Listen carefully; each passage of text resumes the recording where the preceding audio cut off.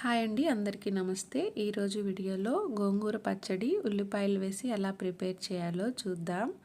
దీంట్లో అయితే మనకు మెగ్నీషియం, ఇంకా విటమిన్ సి, ఇంకా ఐరన్ కంటెంట్ కూడా బాగుంటుందండి. లేడీస్కి అయితే చాలా బెస్ట్ అనమాట. హెల్త్కి కూడా చాలా మంచిది. అప్పుడప్పుడు ఈ గోంగూర తీసుకోవడం వల్ల ఆరోగ్యానికి చాలా మంచిది. ఎప్పుడైనా ఏం సగించినప్పుడు కూడా ఇలా పుల్లంగా కారంగా గోంగూర పచ్చడి చేసుకొని తింటే చాలా బాగుంటుంది.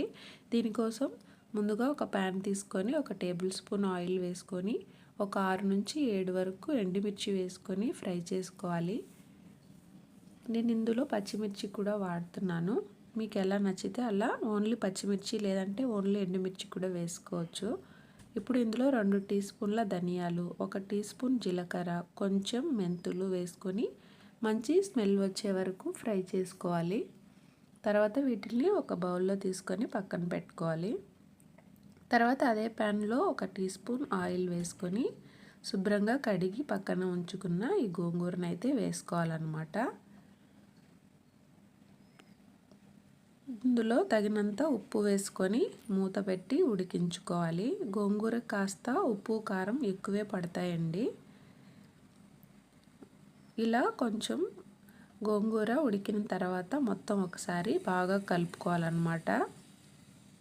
ఇందులోనే ఒక 2 నుంచి 3 టమాటాలని సన్నగా కట్ చేసుకొని వేసుకోవాలి. ఇలా నేను చక్రాల్లాగా కట్ చేసి వేసాను, త్వరగా ఉడుకుతాయని. దీనిపైన మూత పెట్టి ఒక 10 నిమిషాల పాటు మీడియం ఫ్లేమ్లో పెట్టి ఉడికించుకోవాలి. తర్వాత ఈ ధనియాలు, మిర్చి మిశ్రమాన్ని మిక్సీ పట్టుకోవాలన్నమాట. మరీ మెత్తగా కాకుండా కాస్త బరకగా వేసుకోవాలి. మనం ఉప్పు ఆల్రెడీ గోంగూరలో వేస్తున్నాం కదా. ఇప్పుడైతే ఈ మిశ్రమం ఉడికిపోయింది. ఇది చల్లారాక మిక్సీ జార్లో వేసుకొని మెత్తగా కాకుండా కొంచెం ఒక 2-3 సార్లు మిక్సీ ఆన్ చేసి ఆఫ్ చేయడం వల్ల మనకు మరీ మెత్తగా కాకుండా కొంచెం రోట్లో దంచినట్టుగా వస్తుందన్నమాట.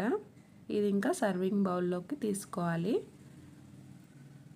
ఉప్పు ఏమైనా తగ్గి ఉంటే చూసి వేసుకోవాలి. ఒక ఉల్లిపాయనైతే ఇలా కట్ చేసుకొని ఇలా తీసుకోవాలన్నమాట. మరి సన్నగా కట్ చేసి వేయకుండా ఇలా తీసుకొని వేసుకోవాలి. ఒక 5 నిమిషాల పాటు ఈ ఉల్లిపాయలు పచ్చళ్ళలో నానితే మనకు మంచి టేస్ట్ వస్తుందండి. వేడివేడి అన్నంలో ఈ గోంగూర పచ్చడి వేసుకొని తింటే చాలా బాగుంటుంది.